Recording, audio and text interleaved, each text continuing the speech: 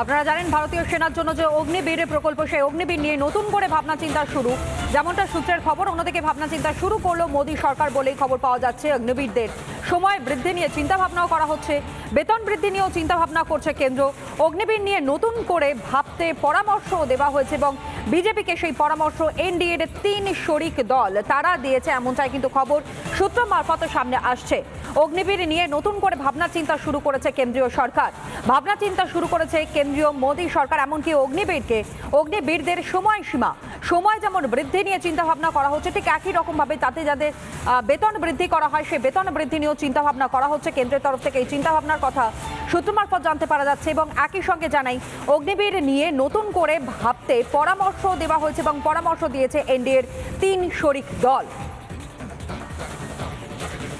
অগ্নিবীর নিয়ে নতুন করে ভাবনা চিন্তা শুরু, অগ্নিবীর নিয়েই নতুন করে ভাবতে পরামর্শ বিজেপিকে, পরামর্শ এনডিএর 3 শরিকের।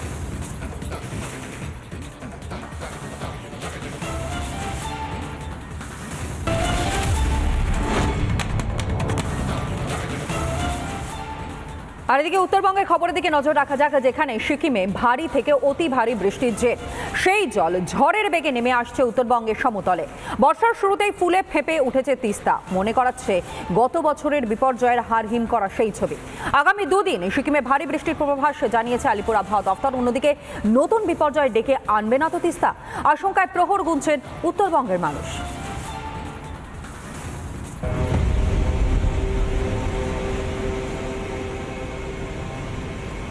হুহু করে ঢুকছে তিস্তার জল, খরস্রোতা নদীতে যেন এসেছে প্লাবন।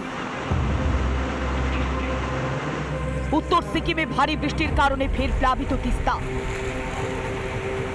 ধ্বংসের চেহারা উত্তরবঙ্গের বিস্তীর্ণ এলাকায়।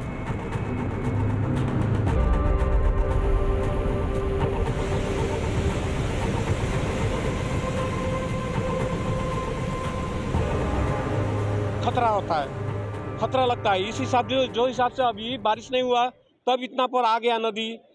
अगर बारिश का मौसम फुल मौसम होने से तो बहुत मुश्किल है, बहुत ट्राई हो जाएगा। सरकार को चाहेंगे हम लोग को जगह जमीन दीजिए और कम्पनसेशन दीजिए। ইতিমধ্যে এই তিস্তা নদীতে কিন্তু লাল সতর্কতা জারি করা হয়েছে, কারণ যে পরিমাণে জল আসছে তাতে কিন্তু এই যে তিস্তার যে চর এলাকাগুলো রয়েছে, নদীর পাড়ে যে সমস্ত মানুষগুলো বসবাস করে, তাদের জন্য যথেষ্ট ভয়াবহ পরিস্থিতি হতে পারে। সেই কারণেই কিন্তু ইতিমধ্যে প্রশাসনের পক্ষ থেকে কঠোর ব্যবস্থা নেওয়া যেমন হয়েছে। 23 অক্টোবরও একই ছবি দেখা গিয়েছিল তিস্তায়, প্লাবিত হয়েছিল বিস্তীর্ণ অঞ্চল। এবছরও একই ঘটনার পুনরাবৃত্তি। তিস্তার জলস্রোতের জেরে ক্ষতিগ্রস্ত উত্তর সিকিমের মঙ্গন এলাকা, একইভাবে ক্ষতিগ্রস্ত বাংলা সীমান্তের কালিম্পং জেলার তিস্তা বাজার। বিপর্যয়ের ফলে কালিম্পং থেকে দার্জিলিং যাওয়ার রাস্তা সম্পূর্ণভাবে বন্ধ, নিরাপদ স্থানে সরানো হয়েছে স্থানীয়দের।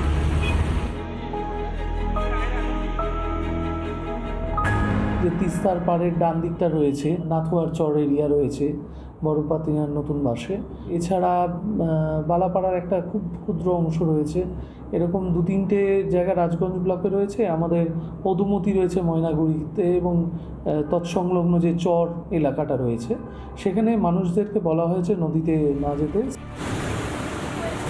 বুধবার রাতে অতি ভারী বৃষ্টিপাতের কারণে নতুন করে বিপর্যয় নেমে আসে উত্তর সিকিমে। ব্রিজ ধসে গিয়ে উত্তর সিকিমের সঙ্গে মঙ্গনের যোগাযোগ সম্পূর্ণভাবে বন্ধ। রিম্পিক খোলার কাছে সেতু ভেসে গিয়ে তিস্তায় মিশেছে, যার ফলে বিশেষভাবে সমস্যায় পড়েছে মঙ্গন জেলার বাসিন্দারা। এই বছরের ভিতরে আজকে এই প্রথম এই বেশি জলটা, এই বছরে। এর আগেও জল হয়েছে কিন্তু এতটা হয় নাই। এরই মধ্যে জলপাইগুড়ির গজলডোবা তিস্তা ব্যারেজ থেকে 2462.66 কিউসেক জল ছাড়া হয় বলে সেচ দপ্তর সূত্রে খবর। এর ফলে আরও বেড়েছে জলস্তর। রিপাবলিক বাংলা। এটা ঘোলা জল মানেই বোঝাই যাচ্ছে যে উপর থেকে বা পাহাড় এলাকা থেকে যে ভাঙন হতে হতে বা বন্যা পরিস্থিতি হতে হতে যে জলগুলো আসছে, যার কারণে কিন্তু এখানে জল ঘোলা। না হলে কিন্তু এই জল আরও অনেকটাই পরিষ্কার থাকে। জলপাইগুড়ি থেকে সুবীরেশ, রিপাবলিক বাংলা।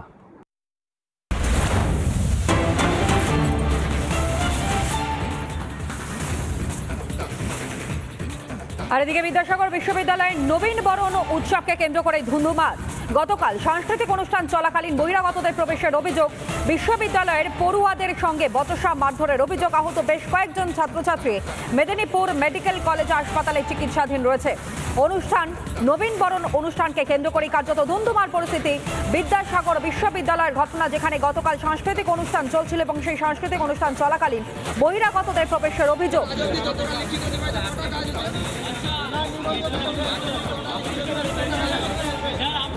বিশ্ববিদ্যালয় পড়ুয়াদের সঙ্গে বচসা মারধরের অভিযোগ। আহত বেশ কয়েকজন ছাত্রছাত্রী মেদিনীপুর মেডিকেল কলেজ হাসপাতালে চিকিৎসাধীন।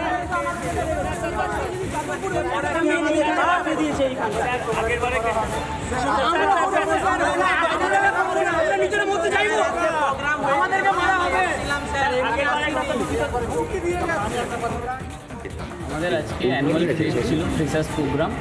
তো ডিএসডব্লিউ অফিস থেকে আমাদের 4-5 জনের উপরে দায়িত্ব ছিল যে তোমরা ছেলেমেয়েদেরকে নিয়ে প্রোগ্রামটা করবে। হঠাৎ বহিরাগত কিছু ছেলে এসে আমাদের এই গণ্ডগোলে ব্যাঘাত ঘটায় এবং মারপিট করে। তাদের সাথে সেই বহিরাগত ছাত্রদের সাথে আমাদের হোস্টেলের কিছু ছেলেরা এসে সেই গণ্ডগোল করে। কয়েকটা মেয়েদেরকে হাত ধরে মারধর হয়।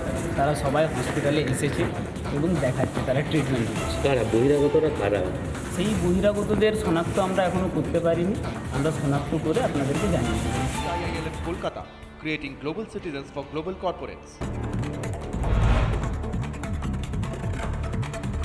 দক্ষিণেশ্বরে ফল ব্যবসায়ী রহস্য মৃত্যু। সূত্রের খবর, বাড়িতেই বন্ধুদের সঙ্গে মদের আসর বসিয়েছিলেন তিনি, আর এরপরে মৃত্যু হয় অপূর্ব ঘোষের। মৃত যুবকের শরীরে অস্ত্র দিয়ে এলো পাথারি, কোপের চিহ্ন রয়েছে। ঘটনায় শুরু হয়েছে পুলিশি তদন্ত।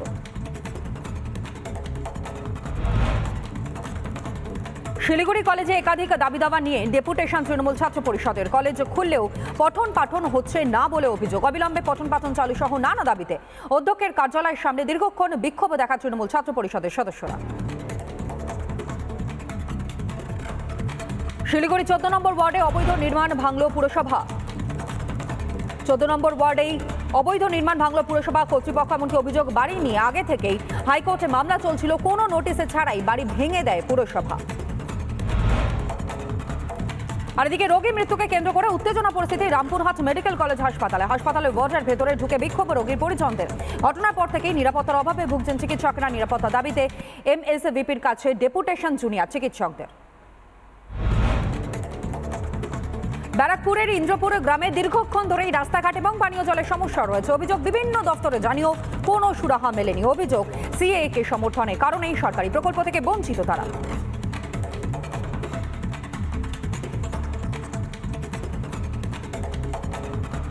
EIILM Kolkata, creating global citizens for global corporates.